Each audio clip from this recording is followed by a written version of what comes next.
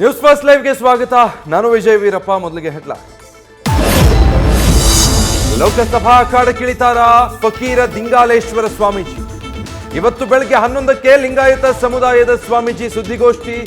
ತಮ್ಮ ಸ್ಪರ್ಧೆನ ಯಾರನ್ನಾದ್ರೂ ಬೆಂಬಲಿಸಲು ಸುದ್ದಿಗೋಷ್ಠಿಯಲ್ಲಿ ಕರೆ ಕೊಡ್ತಾರಾ ಅನ್ನೋ ಬಗ್ಗೆ ಚರ್ಚೆ.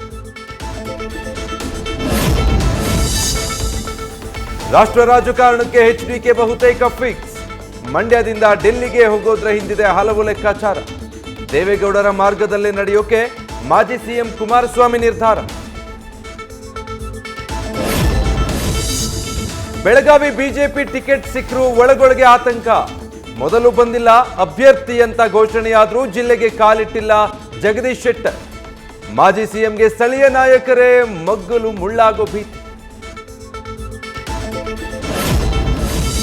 ಬಿಜೆಪಿಗೆ ಗರ್ವಾಪ್ಸಿ ಆಗ್ತಿದ್ದಂತೆ ಟಾರ್ಗೆಟ್ ಫಿಕ್ಸ್. ಜನಾರ್ದನ ರೆಡ್ಡಿಗೆ ಬಳ್ಳಾರಿ ಗೆಲುವಿನ ಗುರಿ. ಆಪ್ತ ಶ್ರೀರಾಮುಲುರನ್ನ ಲೋಕಸಭೆ ಅಖಾಡದಲ್ಲಿ ಗೆಲ್ಲಿಸುವ ಟಾರ್ಗೆಟ್.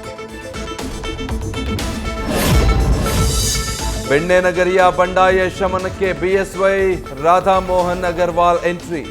ಇವತ್ತು ದಾವಣಗೆರೆ ಭೇಟಿ ನೀಡಲಿರುವ ಮಾಜಿ ಸಿಎಂ ರೇಣುಕಾಚಾರ್ಯ ರವೀಂದ್ರನಾಥ್ ಜೊತೆ ಮಾತುಕತೆ. ನ್ಯೂಸ್ ಫಸ್ಟ್ ನಿರ್ಭೀತಿಯಿಂದ ನಿಮ್ಮ ಪರವಾಗಿ.